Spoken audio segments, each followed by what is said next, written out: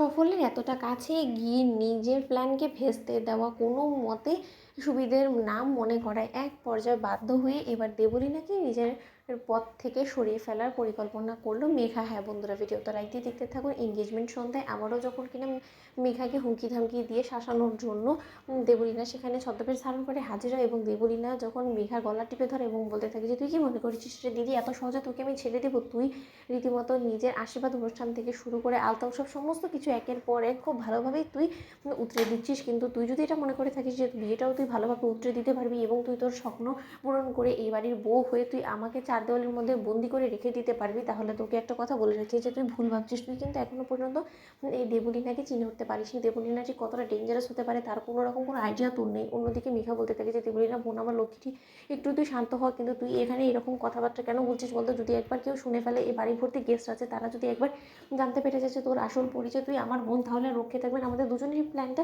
ভেস্তে চলে যাবে। তুই বারবার করে আমার প্রত্যেক কটা প্রোগ্রামে এসে আমাকে হুমকি দামকি দিয়ে তুই কী প্রমাণ করতে চাইছিস বলতো?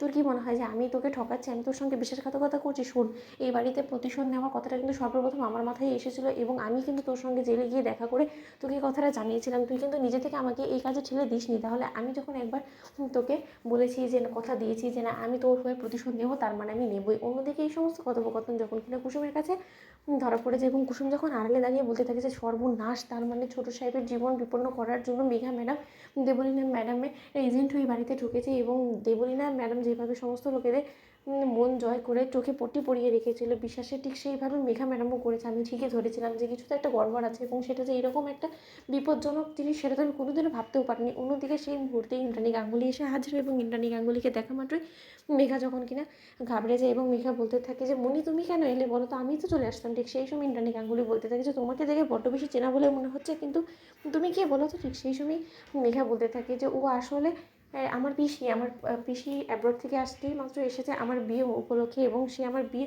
সম্পন্ন করে এখান থেকে চলে যাবে। আবার আসলে সে প্রথমেই আমার সঙ্গে দেখা করতে চেয়েছিল বিধায় সোজা উপরে চলে এসেছে, তোমাদের সঙ্গে আর আলাপ করার সময় হয়নি। অন্যদিকে ইন্দ্রাণী গাঙ্গুলি বলতে থাকে কিন্তু তার শর্ত মেঘা কেন জানি না আমার ওনাকে দেখে বড্ড বেশি চেনা বলে মনে হচ্ছে। অন্যদিকে কুসুম বলতে থাকে যে চেনা তো মনে হবেই, কারণ সেই তো আপনার ছোটো ছেলের জীবনে সর্বনাশ ঘোলার জন্য এসেছিলো এবং তাকে আপনি চিনতে পারছেন না দেবীমা। কিন্তু আমি খুব ভালো করেই জানি যে এই মেঘা ম্যাডাম এবং দেবলীনা ম্যাডাম মিলে আমাদের গাঙ্গুলি বাড়িটাকে তছনছ করে দেওয়ার জন্য এসেছে এবং এটা কোনো মতেই কুসুম সরকার বেঁচে থাকতে তারা তাদের প্ল্যানে সাকসেসফুল হবে না এবং তার জন্য যা যা করণ সে সব কিছুই কুসুম সরকার করবে। এবার কুসুম সরকার কাঁটা দিয়ে কাঁটা তুলবে এবং দেবলীনা ম্যাডামকে উস্কে দিয়ে এবার মেঘা ম্যাডামকে থামানোর ব্যবস্থা করবে এই কুসুম সরকার। অন্যদিকে মেঘা বলতে থাকে যে অনেক বার বেরিয়ে গেছিস দেবলীনা, তোকে এবার সাহায্য করার প্রয়োজন পড়ে গিয়েছে। তো বন্ধুরা লাইক এবং শেয়ার করো, সাবস্ক্রাইব করো।